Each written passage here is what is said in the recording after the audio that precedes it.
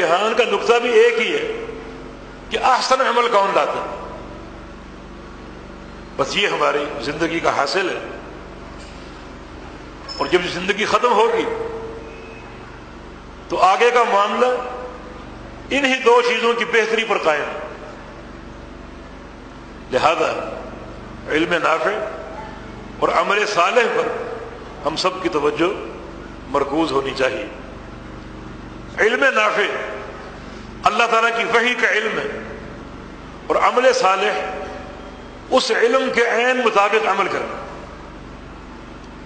علامہ ابن قیم رحمہ اللہ، ان کی عبارتیں ان کی کتابوں میں جا بجا موجود ہے.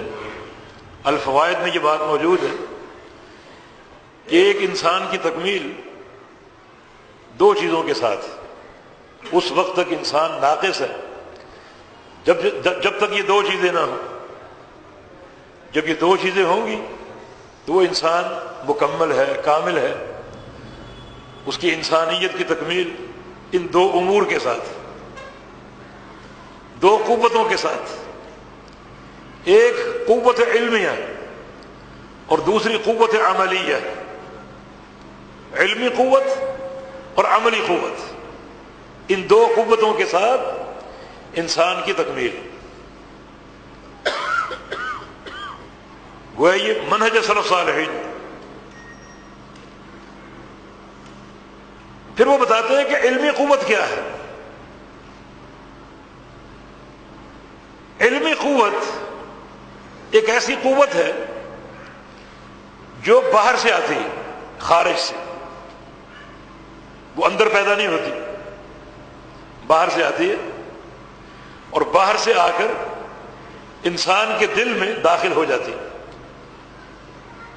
یہ علمی قوت باہر سے آتی ہے اور انسان کے دل میں داخل ہوتی ہے، دل کو معطر کرتی ہے، دل کو منور کرتی ہے اور دل کو خشیت الہی سے بھر دیتی ہے.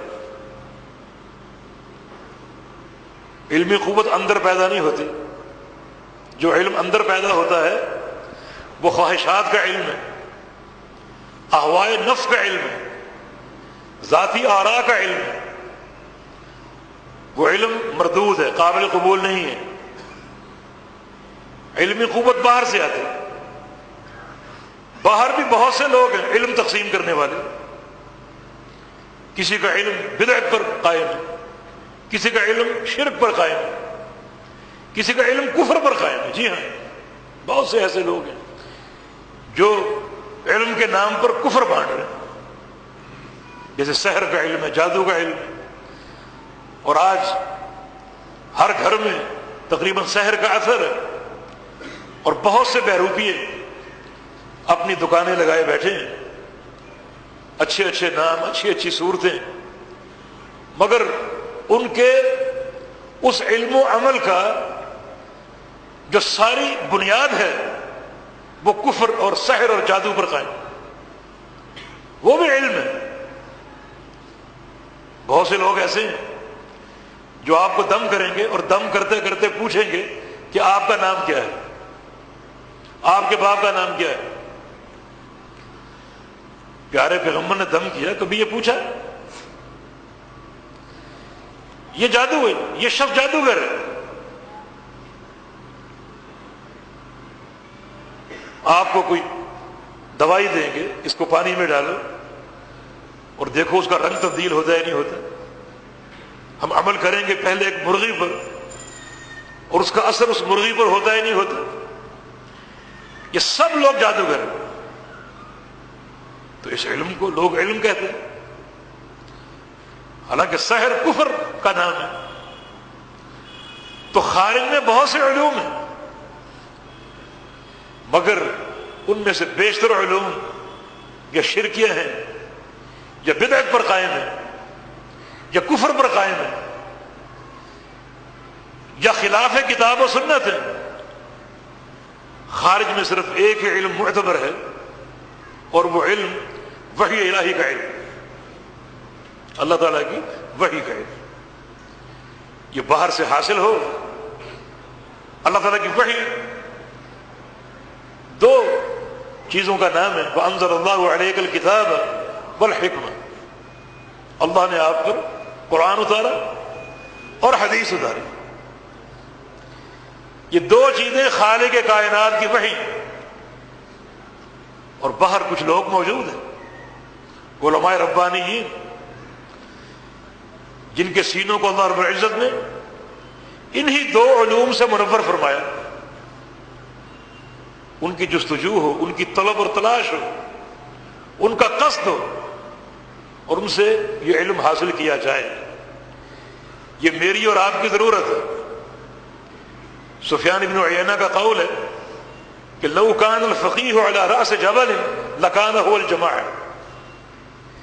ایک عالم دین اگر پہاڑ کی چوٹی پر بیٹھا ہو تو سب پر یہ فرض ہوگا کہ پہاڑ کی چوٹی پر چڑھیں، اس سے ملاقات کریں اور اس سے علم حاصل کریں، طالب علم بھی اس کے پاس جائیں، کیونکہ یہ وہ علم ہے جس کی منفعت آپ کی آخرت سے متعلق ہے. اگر کوئی دنیا کا علم ہوتا، دنیا کی منفعت ہوتی تو ہم قطعاً یہ تکلف گوارا نہ کرتے کہ پہاڑ پر چڑھیں. لیکن اس علم کا تعلق ہماری اصلاح معاد کے ساتھ ہے. اس علم کے بدلے اور عمل کے بدلے اللہ کی رضا، اللہ کی محبت، اللہ تعالیٰ کی جنت حاصل ہوتی ہے. تو اس کے لیے پہاڑ کی چوٹی پہ چڑھنا تو کیا، اس سے بھی بڑے بڑے سفر اور طویل رحلات ہو سکتے ہیں، مشقتیں برداشت کی جا سکتی ہیں. تبھی تو سلف صالحین طلب حدیث کے لیے، طلب علم کے لیے لمبے سفر کیا کرتے تھے. طویل سفر، طویل سفر. ابن العربی اپنے شاگردوں کو ایک صحیفہ دکھایا کرتے تھے اور فرماتے ہیں کہ اس صحیفے کو پانے کے لیے میں نے 70 مرحلے پیدل سفر کیے. اتنا طویل سفر. امام ابو حاتم الرازی فرمایا کرتے تھے کہ میں نے طلب حدیث کے لیے 3000 میل پیدل سفر کیا. کسی شاگرد نے پوچھا کہ 3000 میل کے بعد آپ نے سفر کرنا چھوڑ دیا تھا؟ فرمایا کہ نہیں، شمار کرنا چھوڑ دیا تھا. سفر میرے جاری رہے، قائم رہے، لیکن شمار کرنا چھوڑ دیا تھا. کیوں؟ اس لیے کہ یہ علم ہماری آخرت کی اصلاح کی اساس ہے. اس کو حاصل کرنے کے لیے جہاں جانا پڑے سفر کر کے جانا ضروری ہے. بقی ابن مخلد دیار اندلس کے محدث فرمایا کرتے تھے کہ طلب حدیث کے لیے میں نے 3 بر اعظموں کا سفر کیا. 3 بر اعظم، 3 ملک نہیں، دنیا میں چند ایک ہی بر اعظم ہے. طلب حدیث کے لیے میں یورپ گیا، طلب حدیث کے لیے میں افریقہ گیا، طلب حدیث کے لیے میں ایشیا گیا. 3 بر اعظم. آج ہوائی جہازوں کا دور ہے، کوئی گیا ہے 3 بر اعظم؟ کوئی خال خال لوگ گئے ہوں گے، وہ بھی علم کے لیے نہیں، دنیا داری کے لیے. مگر یہ سلف صالحین کا تمیز ہے کہ اس طرح وہ علم نافع کے حصول کے لیے مستعد ہوتے اور کمر بستہ ہوتے. یہ علمی قوت جو خارج سے آتی، جو وحی الہی کا نام